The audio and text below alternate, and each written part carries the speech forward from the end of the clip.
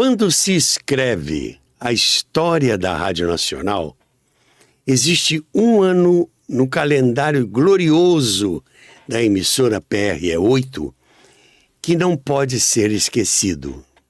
Ele ficou marcado a ferro e a fogo. Foi o ano de 1964. Este é o título deste episódio. Rádio Nacional 1964. Vamos começar? Eu hoje estou sozinho. O meu amigo e parceiro de Noel Santana não está aqui conosco. Ele teve um probleminha de saúde, está se recuperando, está bem e breve voltará aqui a dividir a nossa tela do Carioca da Gema com muito carinho e com muita competência. Bom, eu estarei aqui em voo solo, né? Um solo falando sobre a Rádio Nacional. Nós vimos falando da Rádio Nacional desde sua fundação até falamos da entrada do governo Vargas na história da Rádio Nacional, quando, em 1940, Getúlio Vargas encampa a Rádio Nacional. E a Rádio Nacional, que era uma rádio terceiro, quarto lugar na audiência do Rio de Janeiro, só do Rio de Janeiro, ela, no governo Vargas, ganha novo elan, inaugura estação de ondas curtas e passa a falar para o mundo, para o Brasil inteiro, se transformando, como já foi dito aqui em episódios anteriores, numa das 5 maiores emissoras de rádio do mundo. E a Rádio Nacional, a partir de 40, 41, 42, liderou a audiência não só do Rio de Janeiro, como do Brasil. Uma rádio histórica, uma rádio verdadeiramente nacional, cobrindo todo o território brasileiro, as Américas, chegando até a Europa, chegando até a América do Norte, ao Oriente. Então, uma rádio que realmente fez história. E assim foi ela, seguindo anos 40, já falamos aqui da Rádio Nacional nos anos 50, em que desfilamos aqui para vocês os grandes programas da emissora da Praça Mauá, do Edifício à Noite, o icônico Edifício à Noite. Mas, a partir dos anos 60, 61, 62, a Rádio Nacional seguia como que num piloto automático, né? Liderando ainda, mesmo com a entrada da televisão, a Rádio Nacional ainda continuou. Por quê? A televisão começou nos anos 50, 1952, 51, mas os aparelhos de televisão eram muito caros. O grande público não tinha ainda acesso às grandes programações televisivas. Tinha uma emissora no Rio, emissora em São Paulo, depois em Belo Horizonte, as emissoras associadas, e Tupi do Rio, Tupi de São Paulo, mas ainda o público era pequeno. E a estação de televisão, inclusive, pouca gente se lembra disso, só os mais velhos, e eu recordo aqui, a televisão entrava no ar às 5 horas da tarde. De manhã e início da tarde não tinha televisão no ar. A partir de 5 da tarde e até meia-noite. Então a programação era reduzida. Não afetava ainda a audiência do rádio. O rádio seguia ainda sendo o meio de comunicação, a mídia de lazer mais importante em todo o país.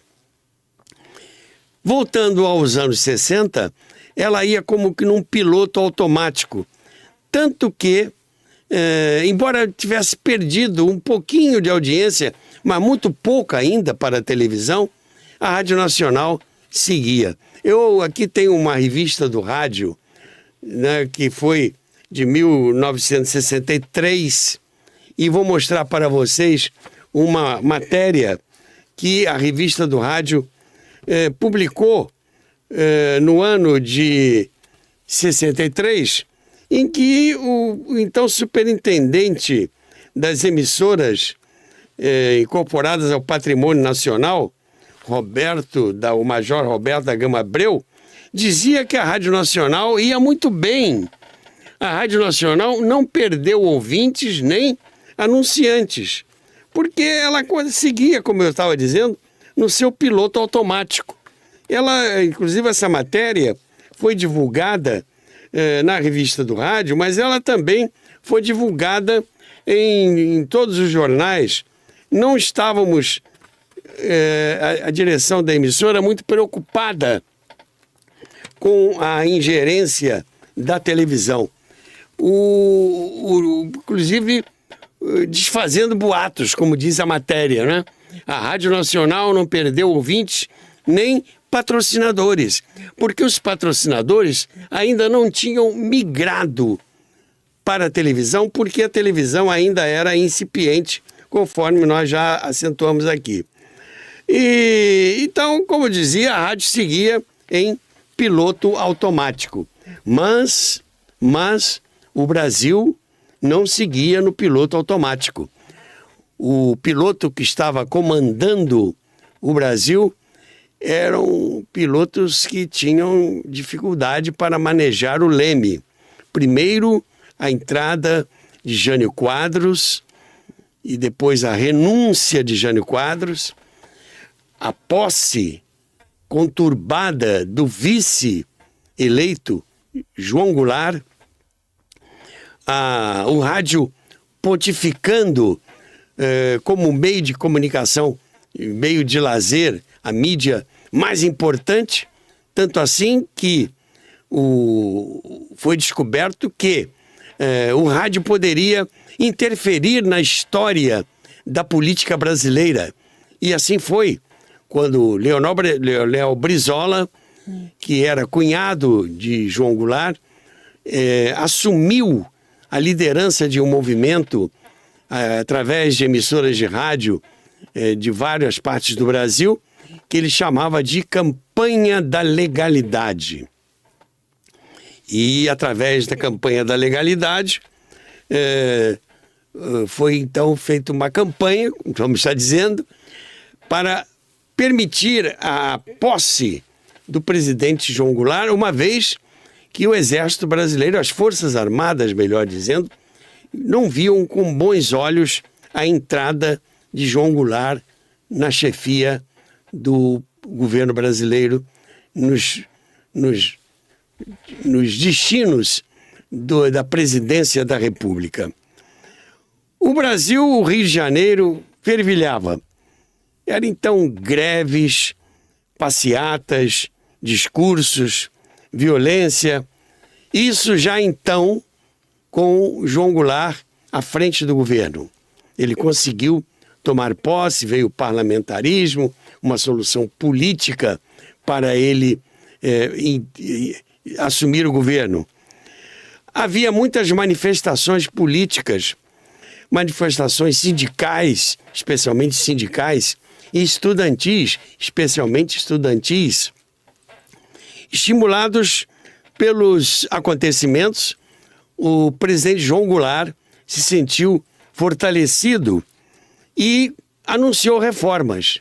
Anunciou reformas em fevereiro de 1964. Já estamos na contagem regressiva para a debacle da Rádio Nacional. Fevereiro. No dia 13 de março, houve um discurso histórico, melhor dizendo, um comício histórico, que os mais jovens ouvem falar, o comício da Central do Brasil. Havia um temor de que o Brasil fosse tomado pelos comunistas. Bom, eu não sou historiador nem cientista político, eu estou aqui para contar um pouco da história do rádio.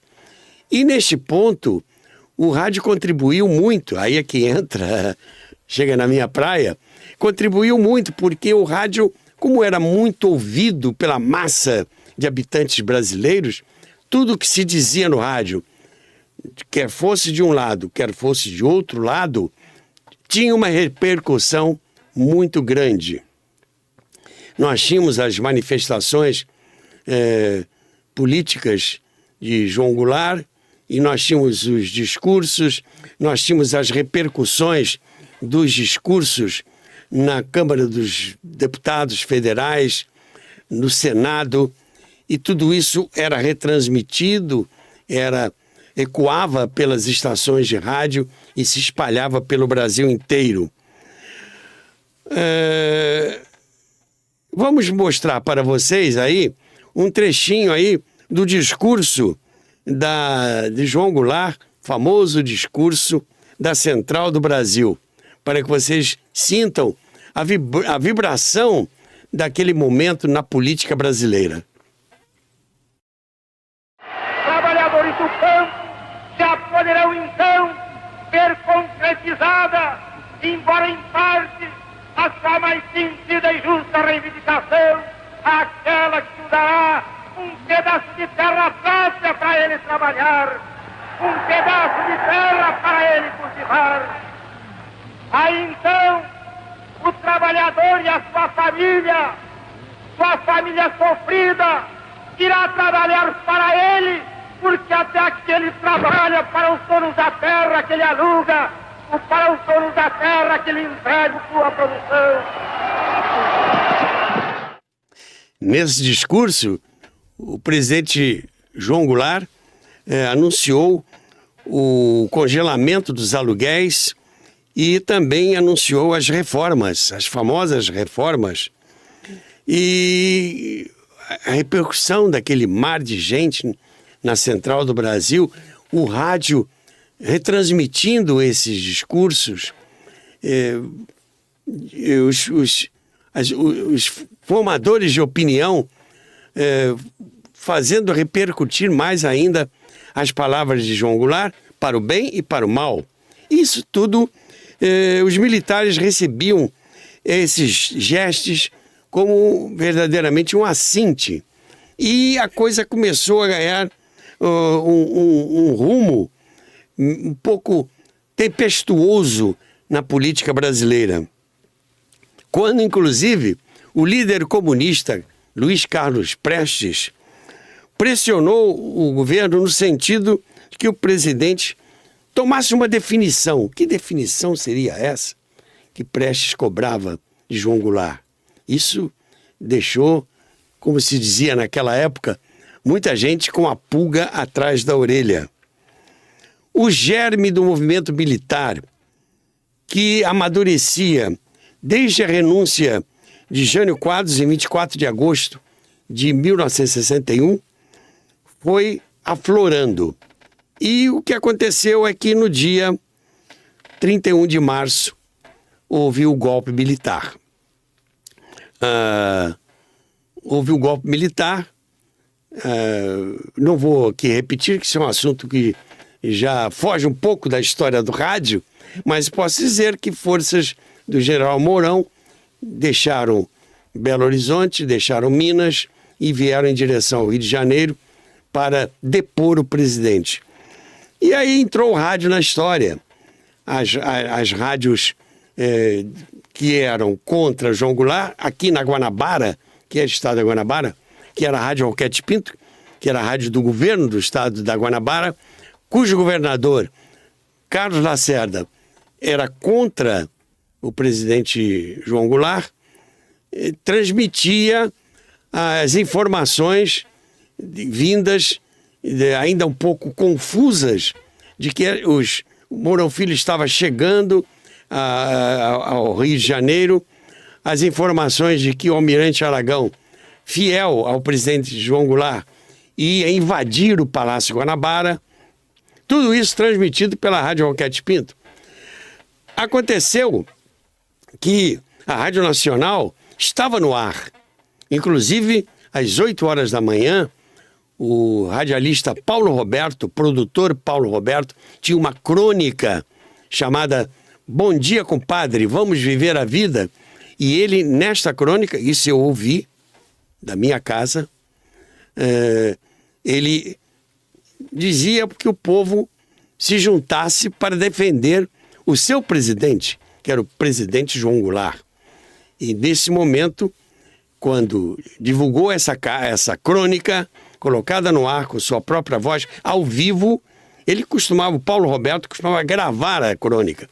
Mas nesse dia ele foi pessoalmente ao estúdio da Rádio Nacional e falou a crônica, disse a crônica de improviso, concitando os brasileiros a defenderem o mandato do presidente João Goulart.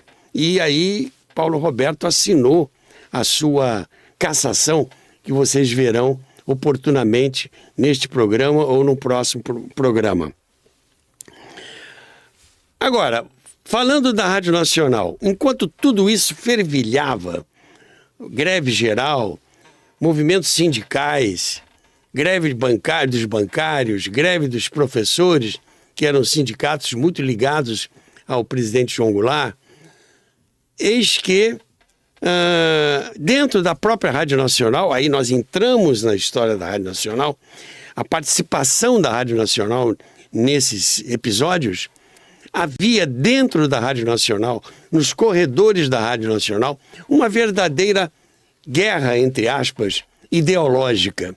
De um lado, artistas que eram defensores do presidente João Goulart e a favor eram comunistas de carteirinha, como vários radialistas, como Nora Ney, como Jorge Goulart, como Mário Lago e outros mais, que nós vamos enumerar no decorrer deste episódio de hoje. E outros que eram contra a então ideia de ocupação comunista do governo brasileiro, da presidência da República. E havia um grupo numeroso de esquerda dentro da rádio, que praticamente estava tomando a Rádio Nacional de assalto. E tinha um personagem central nessa história. Chamava-se Emílcio Frois. Emílcio Frois, ele era presidente do Sindicato dos Radialistas e ele era o diretor da Rádio Nacional. Aí está o Emílcio Frois, como ele era justamente na época em que ele era, nos anos 60, diretor da Rádio Nacional e presidente do Sindicato dos Radialistas. O Emílcio Frois era um radioator da Rádio Nacional. Foi um artista brilhante, não só no rádio, como no teatro, na televisão. Ele tinha uma voz muito bonita. Inclusive, ele fez o papel de José na História da Vida de Cristo, que foi radiofonizada pela Rádio Nacional, pela autoria de Guiarone, como já falamos aqui em outros episódios. O Emílcio Frois era presidente do Sindicato dos Radialistas e dirigia a mais importante emissora de rádio do Brasil. E a Rádio Nacional, graças à tutela de Emílcio Frois, se transformou num verdadeiro palanque a favor de João Goulart, das reformas e da ideologia que hoje se chama de esquerda. Naquela época não se falava em esquerda, era comunista ou não comunista. Era explícito, era mais explícito do que se falar desse eufemismo, digamos assim, de esquerda, de direita, de extrema-direita, de extrema-esquerda, de centro-direita, de centro-esquerda. Eu considero isso um eufemismo. Mas isso, estimulado pelo presidente da Rádio, dos Sindicatos Radialistas e da Rádio, e a direção da Rádio Nacional, que o Emílcio Frois ocupava, transformou a Rádio Nacional num ambiente muito ruim, porque dos corredores havia discussões. Vocês imaginem, dentro de uma emissora de rádio, com pessoas, artistas, músicos, pessoas de sensibilidade que discutiam e havia discussões muito acaloradas e até ameaças de agressões físicas. Um ambiente muito pesado na Rádio Nacional.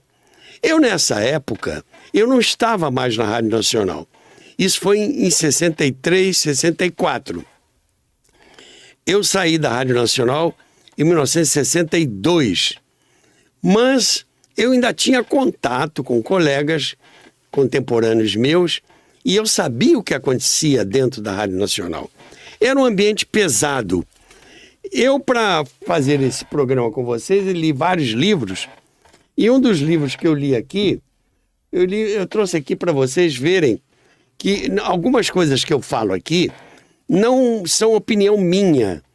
É o que eu li na literatura. Por exemplo, esse livro aqui que conta a história da Rádio Nacional, escrito pelo Luiz Carlos Saroldi e a Sônia Virgínia Moreira, meus grandes amigos. A Rádio Nacional, o Brasil em Sintonia. Conta muito bem a história da Rádio Nacional.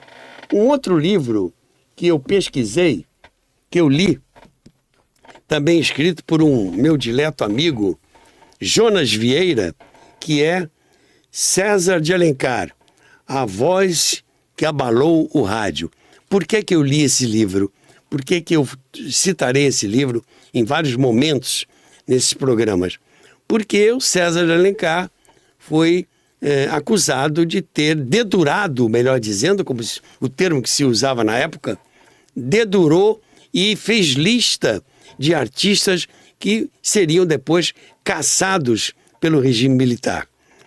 Outro livro que eu li, também já mais posteriormente, é o livro do Paulo César Ferreira, grande radialista, Paulo César Ferreira, que dirigiu o Sistema Globo de Rádio e dirigiu a Rádio Nacional também, mas no período do regime militar. O Paulo César Ferreira escreveu de Pilares via satélite. Por que Pilares? O Largo dos Pilares fica no bairro do Engenho de Dentro, zona norte do Rio de Janeiro, e o Paulo César Ferreira morava um bairro humilde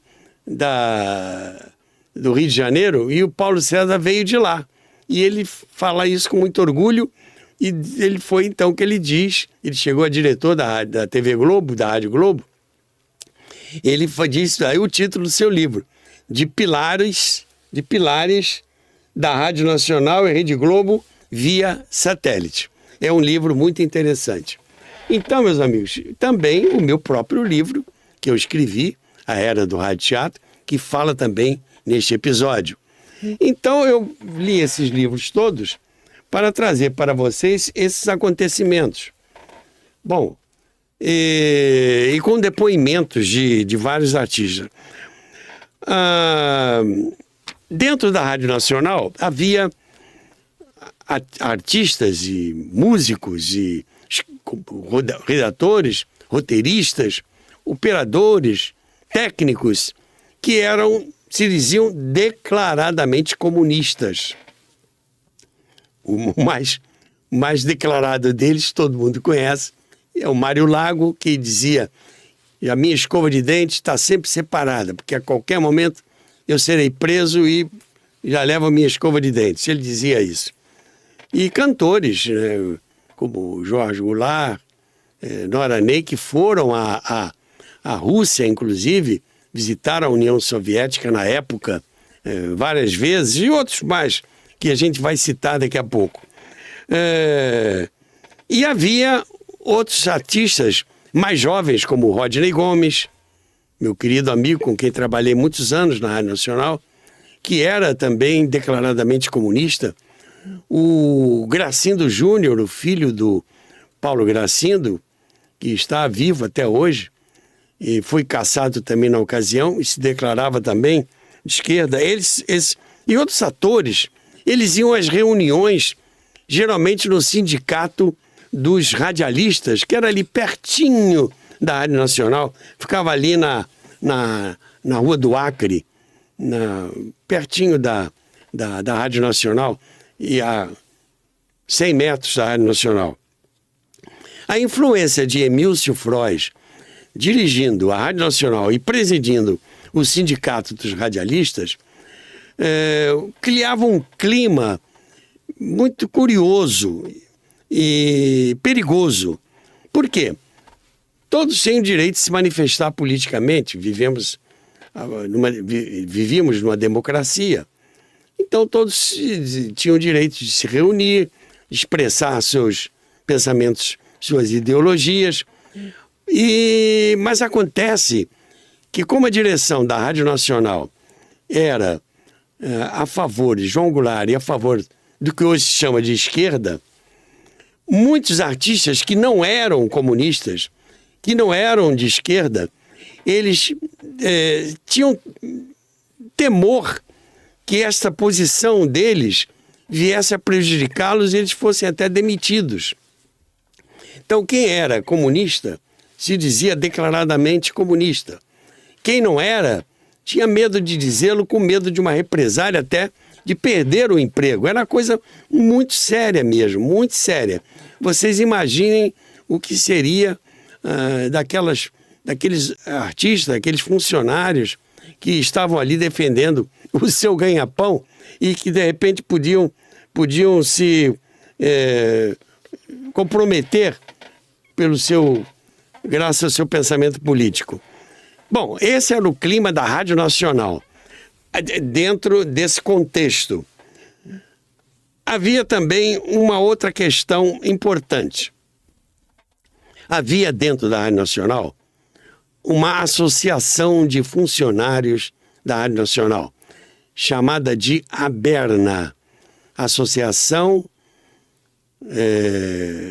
Brasileira dos Funcionários da Rádio Nacional. O que era a ABERNA? A ABERNA era presidida por um funcionário da Rádio Nacional e ela tinha os seus estatutos, os seus objetivos eram servir aos funcionários da rádio. De que maneira? Tinha uma caixa beneficente que emprestava dinheiro a juro praticamente zero, que pagava tratamento dentário, que pagava medicamentos, que pagava consultas médicas para aqueles, especialmente os funcionários mais humildes. De onde a ABERNA tirava seus recursos? Uma coisa muito bonita. A Rádio Nacional destinava, isso é uma coisa que já vinha lá de trás ainda, dos anos 50, do início dos anos 50, a Rádio Nacional tinha um horário de 9 às 10 da manhã, que era um horário muito importante no rádio.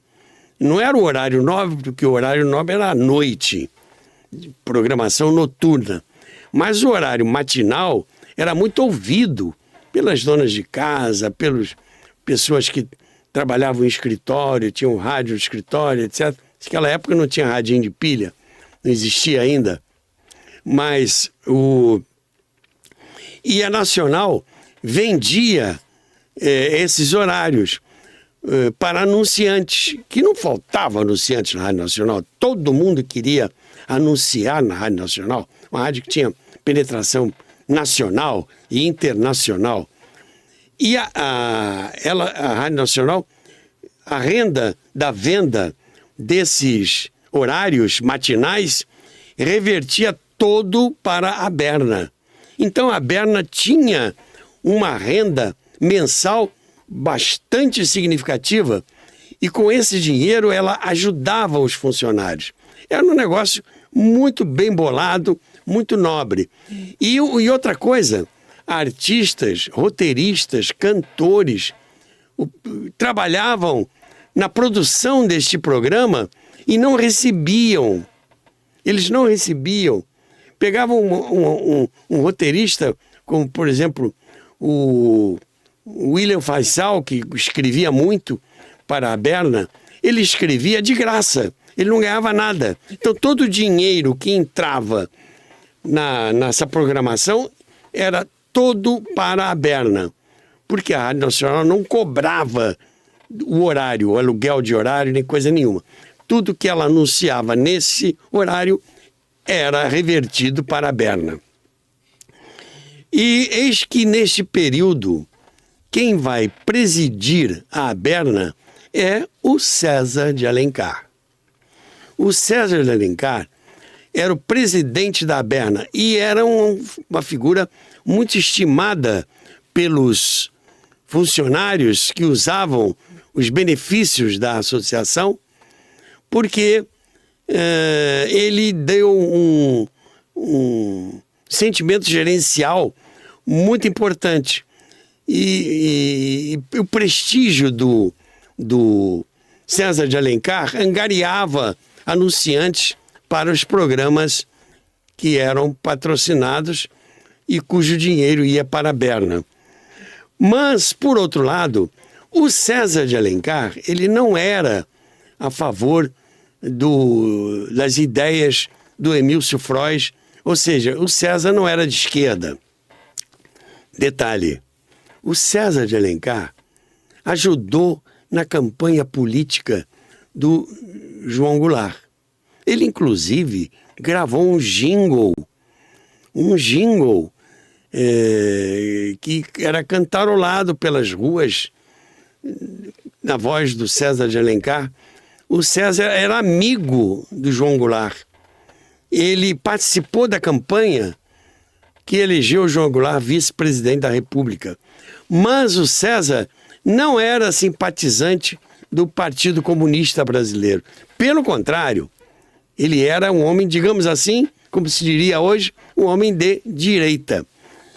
E o César de Alencar entrava constantemente em rota de colisão com Emílcio Frois, porque o César não concordava com o caráter político que se dava à programação da Rádio Nacional, que tinha como presidente da República o João Goulart. O César não concordava com isso. Mas, por outro lado, ele era muito estimado pelos funcionários por causa da gerência que ele dava à Berna. Claro, o César tinha os seus programas de rádio. Ele se dedicava por a renúncia à direção da Berna, sem prejuízo das suas atividades na Rádio Nacional. A Rádio Nacional estava, então, dividida. Por um lado, aqueles que admiravam a gestão de César de Alencar, que eram beneficiados pela ajuda da Berna aos funcionários, e, por outro lado, havia aqueles que eram a favor do Emílcio Frois. A rádio estava dividida, literalmente dividida, entre esquerda e direita, conforme se diria hoje. O braço direito de César de Alencar na Rádio Nacional era o Hamilton Frazão. O Hamilton Frazão, ele era o locutor do programa César de Alencar. Inclusive, quando o César entrava de férias, o Hamilton comandava o programa César de Alencar. O Hamilton era um homem de direita. Inclusive, ele não via com bons olhos essa queda para a esquerda no pensamento da Rádio Nacional, que emanava do seu presidente, Emílcio Frois. E aí, o que aconteceu foi o seguinte: do conhecimento de vocês, quando houve o golpe militar, no dia 31 de março, os militares tomaram a cidade e obrigaram o presidente João Goulart a deixar o palácio do governo, que ele estava, a capital era Brasília, e o João Goulart foi para Brasília se unir à sua família. A Maria Tereza, a dona Maria Tereza, estava lá os seus filhos estavam em Brasília, eles moravam lá na Granja do Torto, e ele pegou um avião às pressas, praticamente com a roupa do corpo, e foi para o Rio Grande do Sul.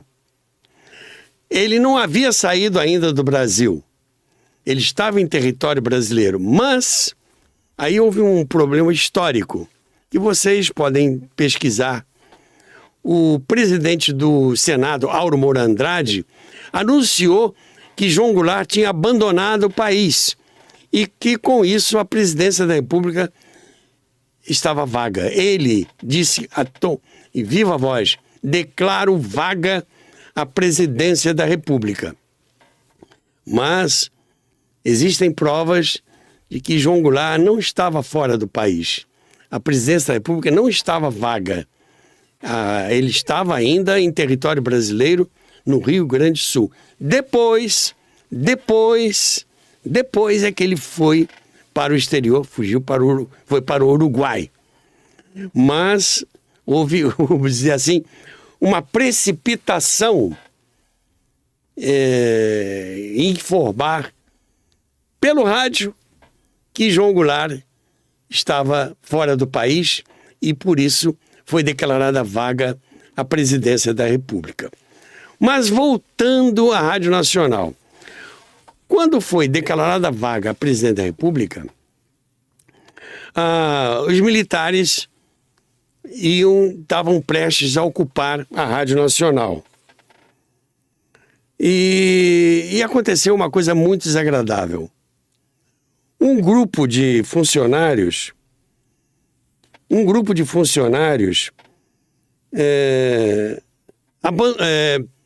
retirou. A Rádio Nacional estava no ar. Houve um grupo de... Quando a Nacional saiu do ar, correu a notícia de que os militares tinham ocupado a rádio e que tinham tirado a rádio do ar. Não.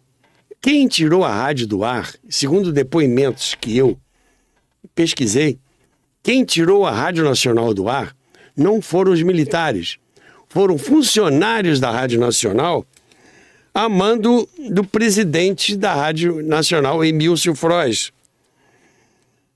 Eles retiraram o cristal e as válvulas do controle mestre, sumindo depois com esse material, colocando esse material num carro da Rádio Nacional.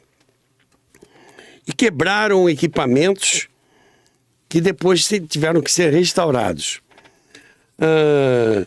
Quando o Comando Militar da Guanabara tomou conhecimento que a Rádio Nacional estava no ar, disseram: a Rádio Nacional está fora do ar? Não! Põe essa rádio no ar, nós queremos a Rádio Nacional no ar. Só que quem tinha tirado a rádio do ar não foram os militares. Foram os próprios funcionários que, na fuga, tiraram a Rádio Nacional do ar. Isso foi depois apurado e alguns equipamentos tiveram que ser substituídos. A Rádio Nacional tinha bastante recurso técnico, foram substituídos e ela voltou, por ordem do Comando Militar da Guanabara, por determinação do Comando Militar da Guanabara, a rádio voltou ao ar, porque não havia interesse nenhum em tirar a rádio do ar. O que havia interesse era tirar do ar as pessoas que estavam gritando palavras de ordem pela Rádio Nacional. Eu colhi depoimento do Hamilton Frazão, que era um homem que era o braço direito do César de Alencar e que foi nomeado diretor da Rádio Nacional pelo Comando Militar da Guanabara. Quando a Rádio Nacional foi abandonada pelos comunistas, digamos assim, aqueles que tinham ideias comunistas, a Rádio Nacional foi abandonada, tirada do ar por esses funcionários. E o Comando Militar da Guanabara solicitou ao César de Alencar, que era o presidente da Aberna e era uma pessoa muito estimada pelos funcionários, assumisse a superintendência das empresas incorporadas ao patrimônio da União, a qual estava subordinada à Rádio Nacional. E chamou o Hamilton Frazão, que era braço direito do César, trabalhavam juntos, para o Hamilton assumir a direção da Rádio Nacional. Então, o César assumiu a superintendência e o Hamilton assumiu a presidência da Rádio Nacional. Eis que, pouco depois, o Exército ocupa a Rádio Nacional, faz algumas prisões e alguns que estavam lá ainda, remanescentes, eles são presos, e inclusive o Paulo Roberto, o radialista Paulo Roberto, que leu a crônica e permaneceu na Rádio Nacional. Alguém disse para ele: Paulo, se manda daqui porque o Comando Militar da Guanabara quer te prender. Mas ele não se acovardou. Ele foi, ao contrário de muitos que fugiram, ele permaneceu na Rádio Nacional. E foi preso quando ia pegar o elevador no 19º andar. Foi preso e interrogado.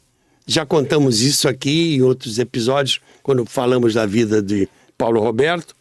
E ele ficou lá e foi interrogado, foi preso por algumas horas e depois libertado. Na tarde de 1º de abril, ocupou os estúdios da Rádio Nacional um contingente do Exército, sob o comando do coronel Alberto de A. Cardoso. O coronel Alberto era um militar, segundo a narração do Hamilton Frazão, era um militar louro, alto, de olhos azuis, que em uniforme de campanha sentou na mesa que antes tinha sido ocupada por grandes diretores como Vitor Costa e Gilberto de Andrade, etc. E o próprio Mílcio Frois. O Mílcio Frois se mandou.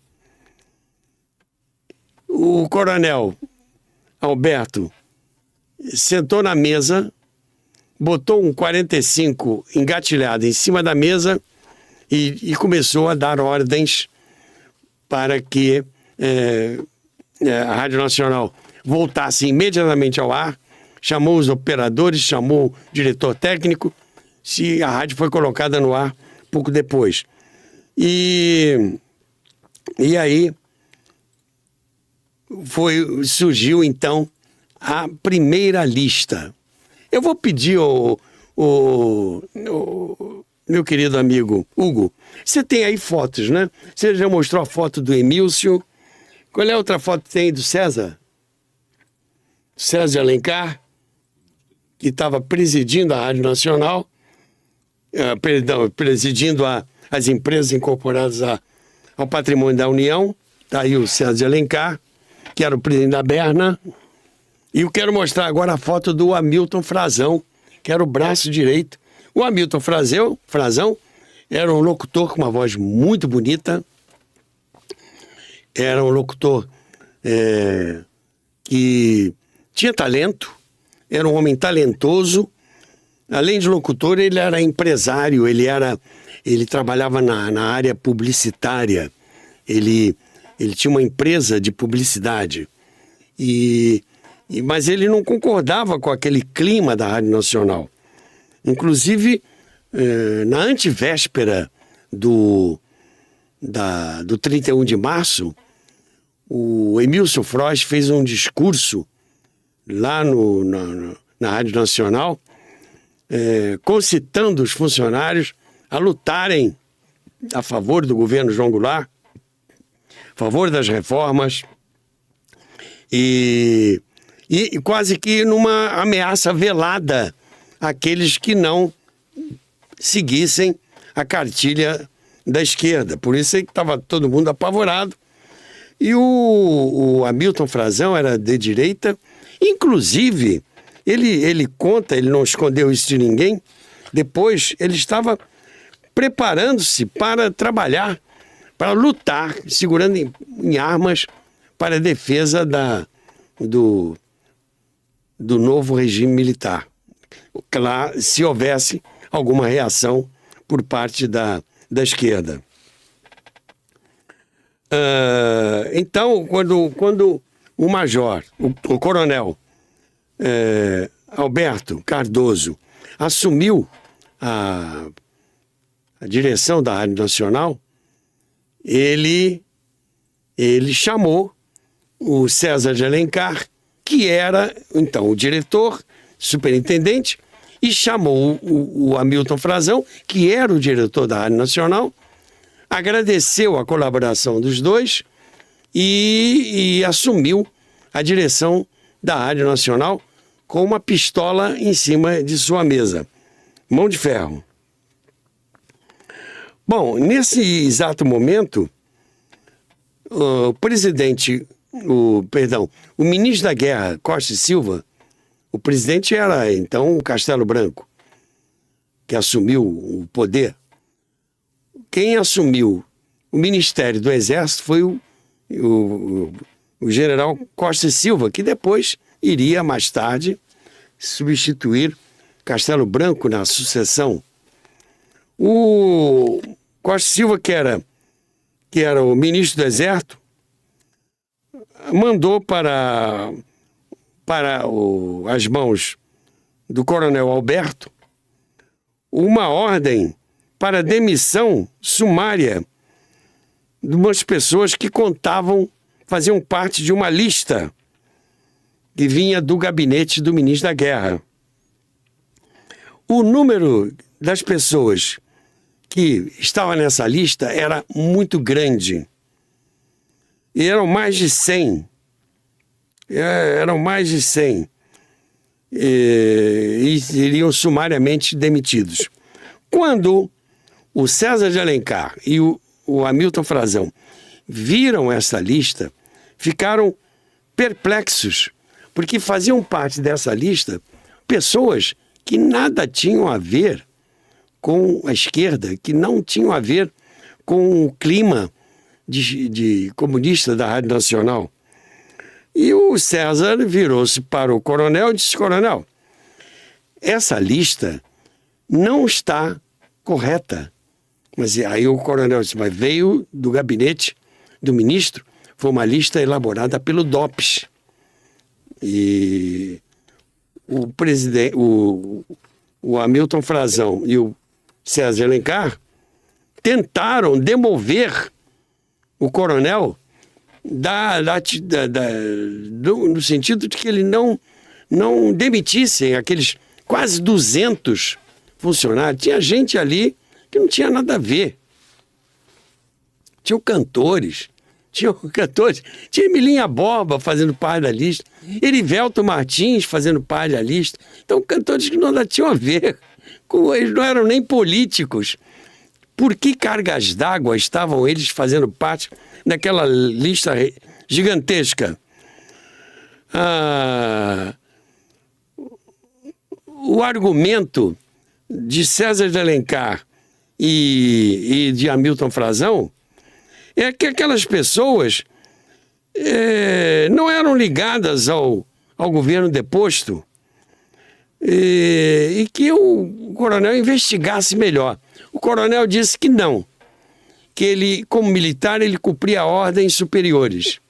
A lista tinha vindo do gabinete do ministro da Guerra, tinha sido elaborada pelo DOPS e, como tal, a ordem era demitir sumariamente aquelas pessoas. Mas, ao contrário do que muita gente diz, é que César de Alencar elaborou uma lista e Hamilton Frazão elaborou uma lista, segundo as pesquisas que eu fiz, eles não elaboraram lista nenhuma. Essa lista veio pronta do gabinete do ministro da Guerra e eram quase 200 artistas, funcionários, operadores, técnicos, músicos. E o trabalho do César e do Hamilton Frazão foi demover o coronel no sentido de que reexaminasse aqueles nomes, já que havia gente ali que não tinha nada a ver com a história. Havia, sim,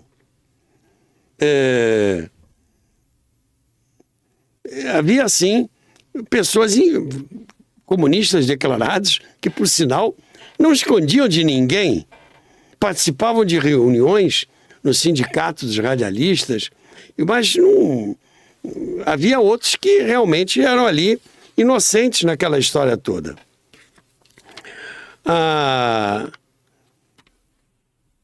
Houve uma lista pequena, esta sim, foi elaborada pelo César de Alencar e pelo Hamilton Frazão. Era uma lista pequena, mas que constavam dessa lista aqueles funcionários que depredaram a rádio, que tiraram a rádio do ar, que carregaram peças importantes que impossibilitaram a emissora de ficar transmitindo. Esses funcionários foram punidos, foram relacionados pelo César e pelo Hamilton no período em que o César de Alencar e o Hamilton Frazão foram diretores da Rádio Nacional. Eles foram punidos não por atitudes de esquerda ou comunista, eles foram punidos porque depredaram o patrimônio público, tiraram a rádio do ar. Por isso eles foram punidos. Mas depois se misturou tudo e se acusou o César e o Hamilton de terem feito uma lista maior. Não foi bem assim. A história não foi bem esta. Foi algo bastante triste. O que aconteceu é que, finalmente, por influência do Hamilton e do César, muitas pessoas foram retiradas dessa lista. Muitas pessoas. Oportunamente nós vamos dar a lista e vamos dizer as pessoas que constaram da lista final. Essas pessoas foram retiradas porque não tinham nada a ver, conforme eu já acentuei. E era uma lista de mais de 200, que ficou reduzida a 100 e poucos. E depois foi reduzida para 80. E a Rádio Nacional, o que aconteceu foi o seguinte: como o César de Alencar era uma figura muito importante, muito conhecida, e era o presidente da associação, da Aberna, eles foram acusados de terem dedurado. Quer dizer, a história não foi bem assim. A história é muito simplista se dizer que o César e o Hamilton Frazão elaboraram uma lista. A história não foi bem esta. Esta lista já veio pronta, a lista foi depurada. Foi depurada e sobraram aqueles que realmente não escondiam de ninguém que eram comunistas. Todos não escondiam de ninguém. Então, meus amigos, essa foi a história verdadeira do que aconteceu. O Hamilton Frazão ficou muito chocado com esses acontecimentos todos, porque ele na verdade, ele não elaborou lista nenhuma, nem o César elaborou lista nenhuma. Há uma história de que o César dedurou os artistas, os colegas, para tirar partido e ser diretor da Rádio Nacional. Ele chegou a ser, né? Por algum curtíssimo período, até chegaram os militares e ocuparem. Mas ele e o Hamilton, Mas havia sim, o que eu acho justo um homem querer ser diretor da rádio, um radialista de carreira, um radialista importante, não se pode reprová-lo por isso. Mas há uma distância muito grande em se dizer que ele se vendeu para poder assumir a direção da Rádio Nacional. Há uma distância um pouco grande.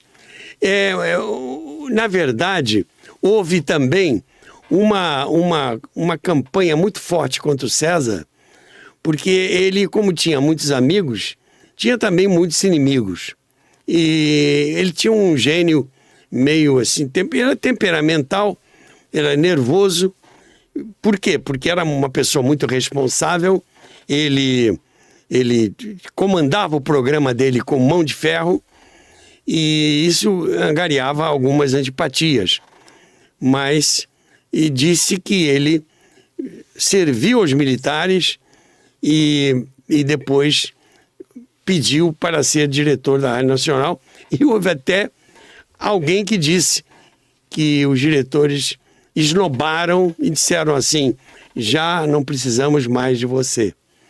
Isso não está provado que isso realmente aconteceu. A verdade é que o Hamilton Frazão teve grandes prejuízos com esta acusação. O César de Alencar carregou por sua vida fora este estigma de tal maneira que toda a sua brilhante carreira de radialista, eu digo isso no meu livro, foi mais citado como dedo duro, como acusador, denunciador de colegas, do que por seus méritos de talento. Então, é uma história que tem dois lados. Um lado daqueles que foram caçados, que juram que foram dedurados pelo César Alencar. E o outro lado, que conhecia o César, que participou, que estava lá no momento e que percebeu essa história toda e que não foi bem assim, a história não foi bem esta. A mídia toda foi contra o César. Por quê? Os artistas que foram caçados, os artistas que foram prejudicados, tinham como que um lobby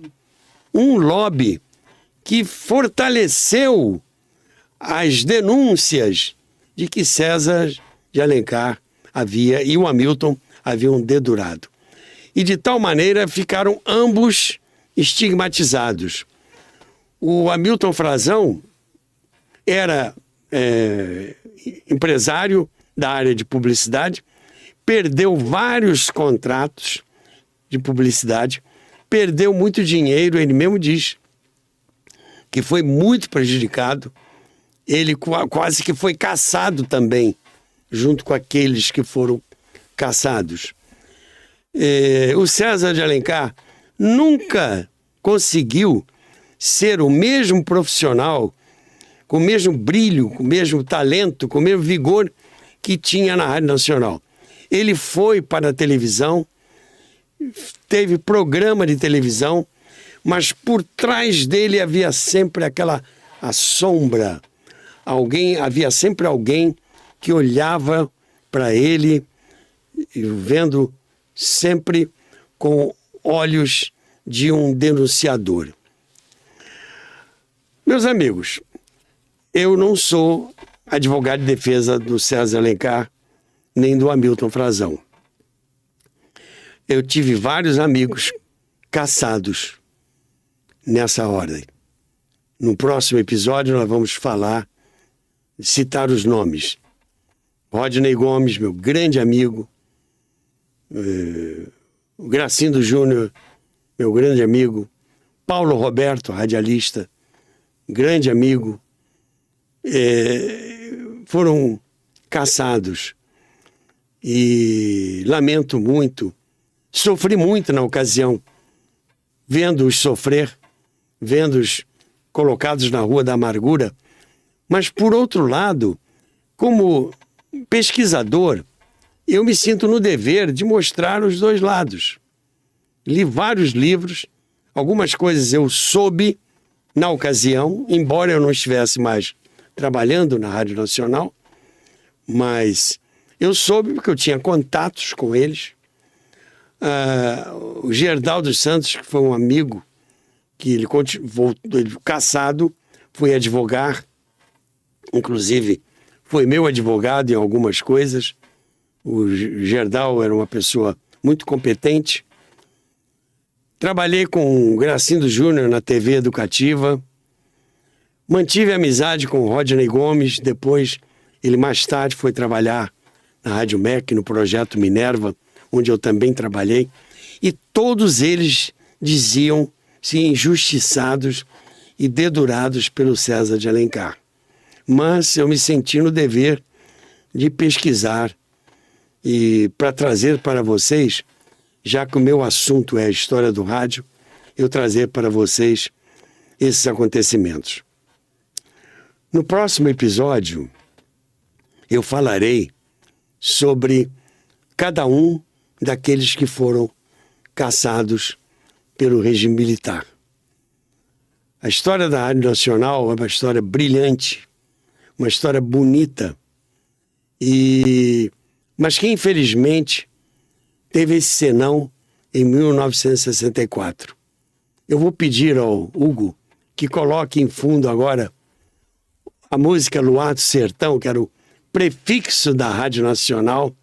Vamos colocar a vinheta da Rádio Nacional aqui, Hugo, para que vocês ouçam essa música que caracterizava a abertura e o encerramento das atividades da Rádio Nacional, e uma música que fazia com que a Nacional entrasse em cadeia com as demais emissoras do Brasil para retransmitir seus programas. Vamos lá.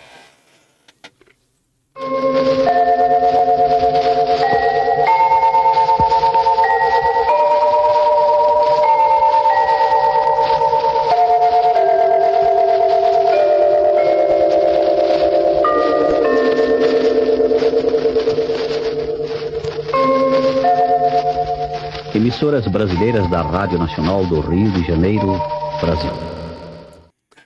Vocês ouviram o Celso Guimarães, que foi o primeiro locutor da Rádio Nacional. Foi ele que anunciou, quando a Rádio Nacional entrou no ar, no dia 12 de setembro de 1936, ele disse: esta é a Rádio Nacional do Rio de Janeiro. E ele agora disse: emissoras brasileiras. Porque a Rádio Nacional não é uma só, são vários transmissores, várias frequências, que espalhou o seu sinal de vida inteligente do Brasil por todo o território nacional, por várias partes do mundo, uma das 5 maiores emissoras do mundo, e que, infelizmente, sofreu em 1964 um episódio que, se fosse possível, tiraríamos da história da Rádio Nacional. Mas não foi possível. Então, está aí esse episódio que eu chamo Rádio Nacional 1964. Na próxima semana nós vamos eu continuarei abordando esse tema. Ficamos por aqui. Um abraço de Noel, que está nos assistindo. Melhoras, recuperação e um grande abraço. Saudações radiofônicas!